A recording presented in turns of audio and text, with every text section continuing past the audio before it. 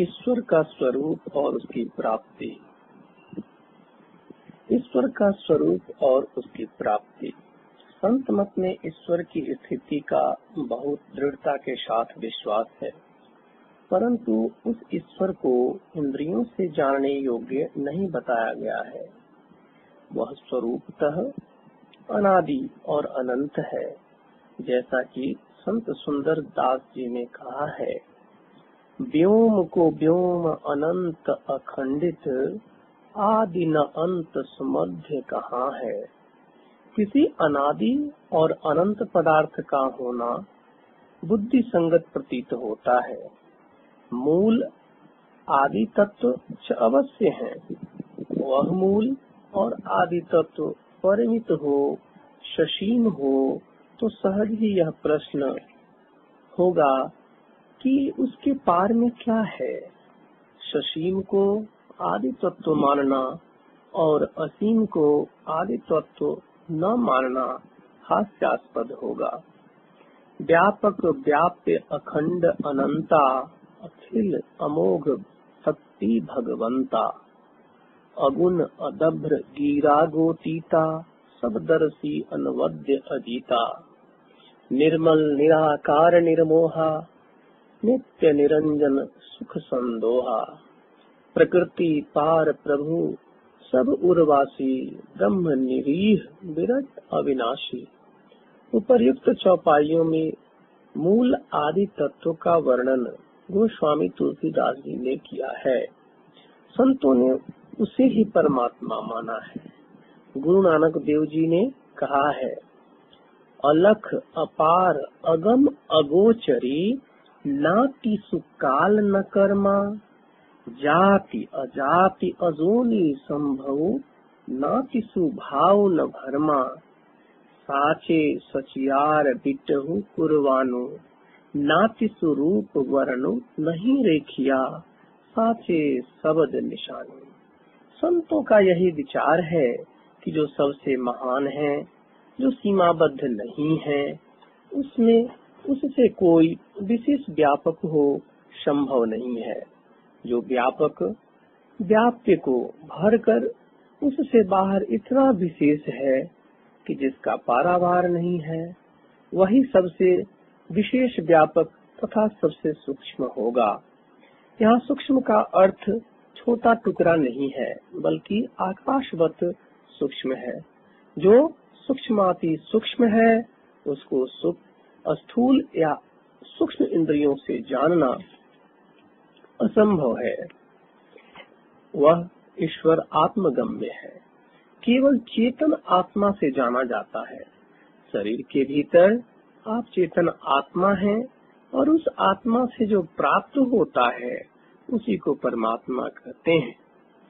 रूप, रस, गंध, स्पर्श और शब्द, इन पांचों में से प्रत्येक को ग्रहण करने के लिए जो जो इंद्रियां हैं, अर्थात आँख से रूप, जिह्वा से रस, नासिका से गंध, त्वचा से स्पर्श और कान से शब्द, इन इंद्रियों के अतिरिक्त और किसी से ये पांचों विषय ग्रहण नहीं किए जाते हैं। इसी प्रकार जो चेतन आत्मा के अतिरिक्त और किसी से नहीं पकड़ा जाए वही परमात्मा है। जो जितना विशेष व्यापक होता है वह उतना ही सूक्ष्म होता है। परमात्मा अपनी सर्वव्यापकता के कारण सबसे विशेष सूक्ष्म है। स्थूल यंत्र से सूक्ष्म तत्व का ग्रहण नहीं हो सकता है। एक बहुत छोटी घड़ी के महीन कील कांटों को बढ़ई और लोहार की सकड़ी और पेचकस आदि मोटे मोटे यंत्रों से घड़ी में बिठाने और निकालने के काम नहीं हो सकते।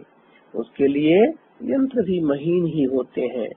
हमारी भीतरी और बाहरी सब इंद्रियां, नेत्र, कर्ण, नासिका, जिह्वा, त्वचा, मुख, हाथ, पैर, गुदा और लिंग, बाहर की इंद्रियां तथा मन, बुद्धि, चित्त और अहंकार, अंतर की इंद्रियां, सब की सब उस दर्जे के सूक्ष्म नहीं है जो परमात्मा स्वरूप को ग्रहण कर सके।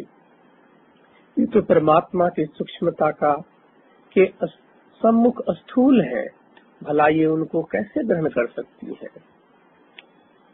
ओम सयोजत उगायस्य ज्योतिं वृथा कृणन्तं निमितेन गावः परेण शङ्कृणुते तिग्ं शृङ्गो दिवा हरिर्दृशे नक्तमृगः। इस मंत्र के द्वारा वेद भगवान उपदेश करते हैं कि हे मनुष्यों, हाथ, पैर, गुदा, लिंग, रचना, कान, त्वचा, आँख, नाक और मन, बुद्धि आदि इंद्रियों के द्वारा ईश्वर को प्रत्यक्ष करने की चेष्टा करना झूठी एक खेल है, क्योंकि इससे वह नहीं जाना जा सकता, वह तो इंद्रियातीत है। यन्न मनसा न मनुते एनाहुर्मनोमतम् तदेव ब्रह्म त्वं विद्धि नेदं यदिदमुपासते। केनोपनिषद खंड 1 श्लोक 5। अर्थात जो मन से मनन नहीं किया जाता, बल्कि जिससे मनन किया हुआ कहा जाता है, उसी को तो ब्रह्म जान। इस देश काला विच्छिन्न वस्तु की लोग उपासना करते हैं, वह ब्रह्म नहीं है। नाया आत्मा प्रवचनेन लभ्यो न मेधया न बहुना श्रुतेन यमे वैस वृणुते तीर्थेन लभ्यस्तस्य आत्मा विवृष्णुते तनुं स्वाम। कठोपनिषद अध्याय 1 बल्ली 2 श्लोक 23।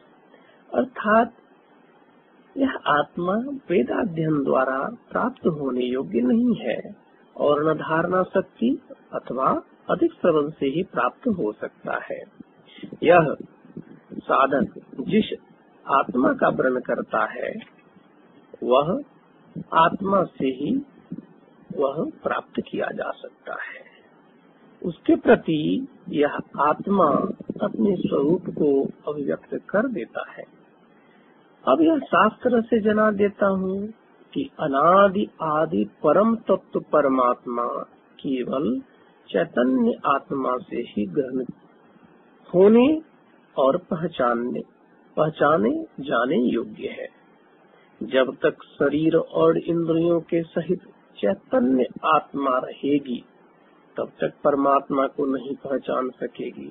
आँख पर पट्टी बंधी हो तो आँख में देखने की शक्ति रहने पर भी बाहरी दृश्य नहीं देखा जाता, और आँख पर रंगीन चश्मा लगा रहने पर भी यथार्थ रंग देखने में नहीं आता। चश्मे के रंग के अनुरूप ही बाहर के रंग देखने में आते हैं।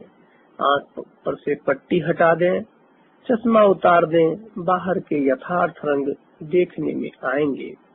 शरीर और इंद्रियों के आवरण से छूटते ही, या यूं कहा जाए कि चैतन्य आत्मा पर से शरीर और इंद्रियों की पट्टी और चश्मे उतरते ही चैतन्य आत्मा को परमात्मा स्वरूप की पहचान हो जाएगी। शरीर, इंद्रिय और स्थूल सूक्ष्म आदि माइक सब आवरणों से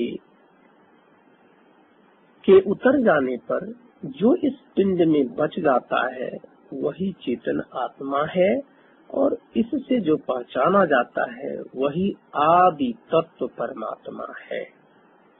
मैं तो इस अनादि आदि परम तत्व को परमात्मा कहता हूँ, और कहता हूँ कि प्रत्येक व्यक्ति अपनी अपनी रुचि के अनुसार इस मूल अनादि परम तत्व को जिस नाम से पुकारना चाहे पुकारे, परंतु यथार्थ में यह अवर्णनीय है और अवर्चनीय है।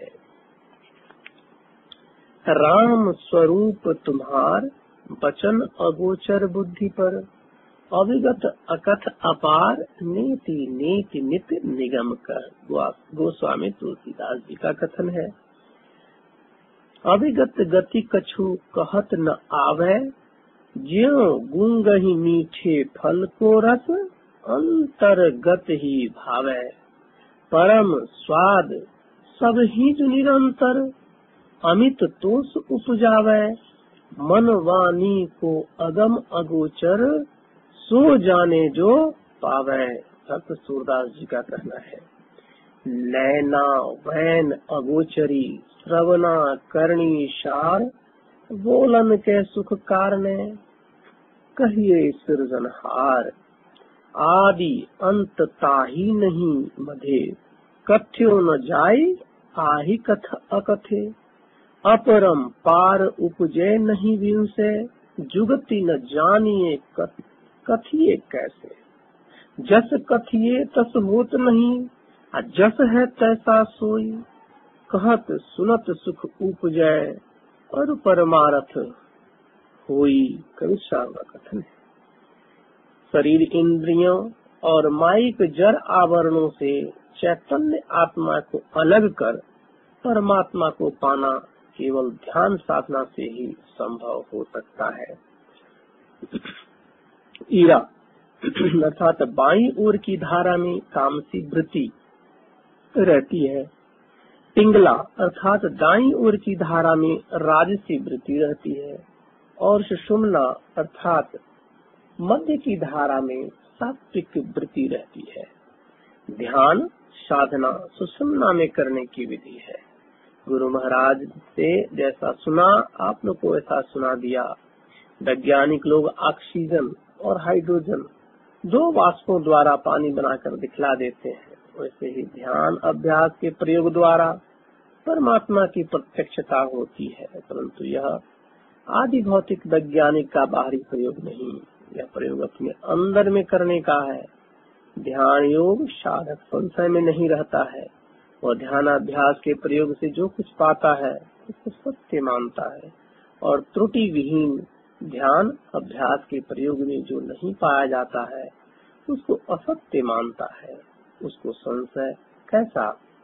अब ध्यान अभ्यास के विषय पर कुछ प्रकाश पाने के लिए संत दादू दयाल जी महाराज के वचन सुनिए। सब काहू को होत है, तन मन पसरै जाई। ऐसा कोई एक है, उल्टा मान समाई। क्यों करी उल्टा आनिए, पसरी गया मन फेर। दादू डोरी सहज की, यों आणे घेरी घेरी। साध सबद सो मिली रहे, मन राखे बिलमाई। साध सबद बिन क्यों रहे, तब ही बिखरी जाई। तन में मन आवे नहीं, निस दिन बाहर जाई। दादू मेरा जीव दुखी, रहे नहीं रेओ लाई। कोटि जतन करी करी मुए, यहु मन दम दिस जाई। राम नाम रो क्या रहे, नाही आन उपाय। मन ही सन्मुख नूर है, मन ही सन्मुख तेज। मन ही सन्मुख ज्योति है, मन ही सम्मुख सेज। मन ही मन सो थिर भया, मन ही सो मन लाई। मन ही सो मन मिली रहा, दादू अनक न जाई। सब दे बंध्या सब रहे, सब दे सब ही जाई। सब दे ही सब उपजै, सब दे सब समाई। सब दे ही सुसिम भया, सब दे सहज समान। सब दे ही निर्गुण मिलै, सब दे निर्मल ज्ञान। एक शब्द सब कुछ किया, ऐसा पर समरथ सोई। आगे पीछे तो करे, जे बलहीना होई। यंत्र बजाया साज कर, कारीगर करतार। पंचकार नाद है, दादू बोलन हार। पंच उपना शब्द थे, शब्द पंच सौ होई। स्वाई मेरे सब किया बूझे बिरला कोई। सबद जरै सो मिली रहे एक के रस पूरा। कायर भाजे जीवले पग माड़े सूड़ा। दादू दयाल जी कहते हैं कि सर्वसाधारण का मन शरीर में पसरा हुआ रहता है, परंतु ऐसा कोई बिरला है जिसका मन उलटकर बहिर्मुख से अंतर्मुख होकर अंदर में समाता है। मन का स्थान तो शरीर के अंदर है ही, फिर अंदर में समाने का तात्पर्य यह है कि जागृत, स्वप्न और सुषुप्ति अवस्थाओं में जिस जिस स्थान पर मन रहता है उन तीनों स्थानों से विशेष अंतर में मन प्रवेश कर जाए। ये तीनों स्थान शरीर के अंदर से स्थूल तल पर ही है। इन तीनों से छूटकर मन सूक्ष्म तल पर आरूढ़ हो। मन के अंदर समाने का भाव यही है। मन को किस तरह उलटकर अंदर में लावे, यह फिर पसर गया है। हे दादू, संग संग उत्पन्न होने वाली स्वाभाविक डोरी, धारा पकड़ और मन को घेर घेर कर अंदर में ला।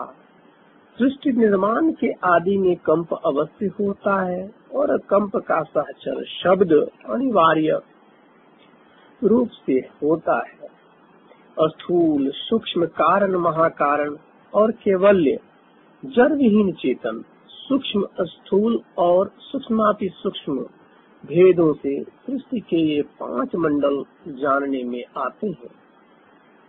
इन सब के केंद्रों एवं उनसे उत्थित कंपों के सहित शब्द के उदय से ही संपूर्ण सृष्टि का विकास तथा पूर्णतया निर्माण हुआ है। कथित केंद्रीय शब्द को ही सहज डोरी कहा है। अपने केंद्र में आकृष्ट करने का गुण शब्द में है, इसलिए इस सहज शब्द रूप सहज डोरी को ग्रहण करके मन बहिर्मुखी से अंतर्मुखी खींचकर रहेगा। साधु शब्द से मिलकर रहे और मन को ठहरा कर रहे। साधु शब्द के बिना क्यों रहता है? तभी तो शब्दहीन रहते हुए साधु का मन बिखर जाता है। मन उलटकर शरीर में नहीं आता है, दिन रात बाहर जाता है। इसलिए दादू दयाल जी कहते हैं कि मेरा मन दुखी है क्योंकि साधन में मन लगाकर नहीं रहता। लोग मन रोकने के करोड़ों उपाय करके मर जाते हैं, परंतु मन रुकता नहीं, 10 दिशाओं में जाता रहता है। यह राम नाम के ग्रहण से रुका रहता है, दूसरा उपाय नहीं है। यहाँ पर राम नाम से तात्पर्य है सर्वव्यापनी अनाहत ध्वनि से। इस ध्वनि को नाम इसलिए कहते हैं कि इसके द्वारा चैतन्य आत्मा को आदि मूल तत्व अक्षर पुरुषोत्तम परमात्मा की पहचान हो जाती है। नीचे नाम कहतु है बपुरा, घर माही घर निर्मल राखे। पंच धोबे काया कपरा, सहज समर्पण सुमिरन सेवा। त्रिवेणी तत् संयम सपरा, सुंदरी सम्मुख जागन लागी। तह मोहन मेरा मन पकड़ा, बिन रसना मोहन गुण गावे। नाना वाणी अनभय अपरा, दादू अनहत ऐसे कहिए। भगति तत्व यहू मार्ग सकरा। संत दादू दयाल जी के इस शब्द से विदित है कि राम नाम से उनका तात्पर्य अनाहत नाद से है। मन के सम्मुख ही प्रकाश है और आराम करने का स्थान बिछावन है। जागृत अवस्था में आज्ञा चक्र के केंद्र में मन की बैठक है। उसके सम्मुख वृत्ति के सिमटाव और अस्थिरता से प्रकाश और चैन का स्थान प्रत्यक्ष होता है। मन से मन को लगाकर मन स्थिर हो गया, मन से मन मिलकर रहा, तब अन्यत्र नहीं जाता है। मन के केंद्रीय रूप को निज मन, आत्ममुखी मन कहते हैं, और उसकी किरणें या धारा जो समस्त शरीर में फैली हुई है उसे तन मन या शरीर मुखी मन कहते हैं। तन मन को निज मन में समेटकर केंद्रित करने को मन से मन को मिलाकर रखना कहा है। वर्णन हो चुका है कि शब्द से ही सारे विश्व तथा उसके पंच मंडलों का निर्माण और विकास हुआ है। इस शब्द के विषय में उपयुक्त रीति से कहा गया है। ध्यान साधना में ज्योति और शब्द के ग्रहण की विशेषता मुख्यतया और विशेष आग्रह है। युक्ति जानकर सब लोगों को इस ध्यान का अभ्यास करना चाहिए, क्योंकि इसी साधना के द्वारा निर्वाण पद तक पहुंचना और अपना परम कल्याण बना लेना पूर्ण संभव है। परम प्रभु परमात्मा की दया सब लोगों पर हो। जय गुरुदेव, जय गुरुदेव।